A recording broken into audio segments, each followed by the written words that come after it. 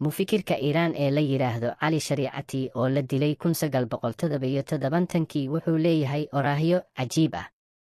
Ta koowaad, xilliga nebiga masaajidka goob cibaado keliya ma ahayn ee sidoo kale wuxuu ahaa goob waxbarasho iyo goob arrimaha siyaasadda looga hadlo. Qof walba markaas joogay qayb ayuu ka ahaa masaajidka, laakiin hadda masaajidkii wuxuu isku beddelay qasri qurux badan keliya oo lagu cibadaysto.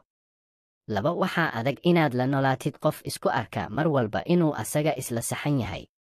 3. Shalay nin deriskayga ah ayaa gaajo u dhintay, tacsidiisa waxaa la gowracay ari badan. 4. Waxaan aad u jeclahay inaan Ilaahay ka fikiro anigoo waddada socdo, intaan masaajidka ku dhex jiri lahaa oo aan ka fikiri lahaa kabahayga in la xaday iyo kale. 5. Haddii aysan dadka aqoon iyo fahan lahayn kacdoonnada ka hor, hadhow yaysan eedayn in la xado kacdoonkooda oo dadka kale iska qaataan.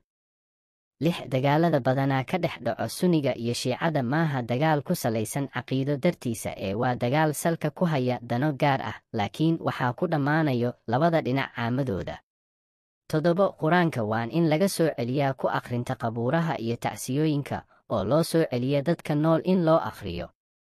8. Dhibaatadana haysta haddaan muslimiin nahay qarniyo badan maaha inaan islaamka ku dhaqmi weynay ee waa inaan weli fahmin islaamkii.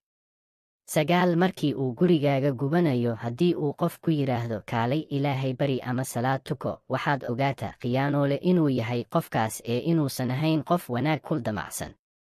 10. Gabar hadday xumaan samayn jirtay oo ay ka toobad keento, dadka ma iloobayaan xumaanteeda, laakiin ninkii xumaan samayn jiray markuu gar weyn daysto dadkoo dhan way iloobayaan. Waan u naxaa gabdhaha sababtoo ah gar ma daysan karaan. 11. Gumaysiga iyo isdameeraysiga waxay ku kala duwan yihiin. Kan hore wuxuu ka yimaadaa dibadda, kan dambena wuxuu ka yimaadaa gudaha waddanka.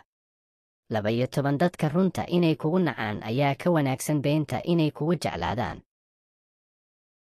13. Aabbahayga ayaa magacayga ii dooray, aabbahaygana awowgay ayaa magaca u dooray, laakiin waddadaan mari lahaa anigaa dooranayo. 14. Weligaa xumaan ha taageerin dan walboo aad ka dhex aragtid. 15. Qasab maaha inaad aragtidayda igu raacdid ee marka hore fahan waxa aan rabo inaan idhaahdo. 16. Waxay ka baqayaan caqligaaga inuu wax fahmo, laakiin kama baqayaan jir xoog badan inaad yeelatid. 17. Gabdhaha ku mashquulsan sanadkoo dhan inay ka hadlaan arooskeeda, qaabka loo dhigi lahaa iyo meesha lagu dhigi lahaa iyo inta meherkooda uu noqonayo, weli waxay soo marayaan xilligii addoommada.